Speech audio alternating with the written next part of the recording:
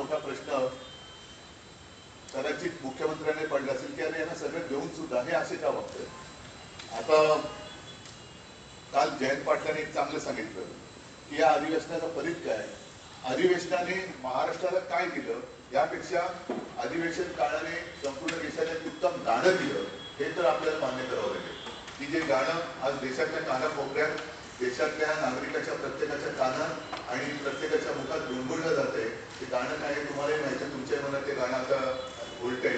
हे गाणं एक चांगलं गाणं या अधिवेशन काळामध्ये देशाला मिळालं, राज्याला मिळालं, हे या अधिवेशनाचे एक फलित मानावं लागेल।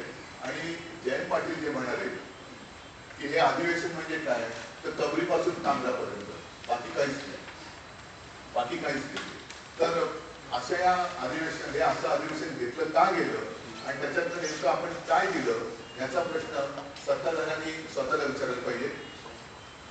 या गोष्टी आपण आपल्या समोर दिसत असताना आणखीन एक गोष्ट जी दिसली ती म्हणजे सत्ताधाऱ्यांचा माज। मला नाही वाटत यापूर्वी कधीही गेल्या काही वर्षात किंवा अनेक वर्षात विरोधी पक्षांनी राज्यपालांकडे जाऊन सत्ताधारी त्यांच्या पाचवी बहुमताचा माज कसा दाखवत आहे आणि आम्हाला काही बोलू कसं दिलं जात नाही। आमच्या लक्षवेधिकांत भास्करराव जाधवांनी तो तर सरळ सरळ आरोपच केलेला आहे लक्षवेधीबाबत। आणि असं हे अधिवेशन म्हणजे राज्यपालांकडे विरोधी पक्षांना दाद मागायला जावं लागतं। नंतर मी विधान परिषदेचा सदस्य आहे, अनिल परब आहेत, मिलिंद आहे, मला नाही वाटत कारण माझ्यापेक्षा अनिल परब जास्त सिनियर आहे। गेल्या अनेक वर्षात सभापतींवरती पहिल्याच अधिवेशनात अविश्वासाचा ठराव आणावा लागला असं अधिवेशन यापूर्वी नजीकच्या काळात झालं असेल असं मला वाटत नाही।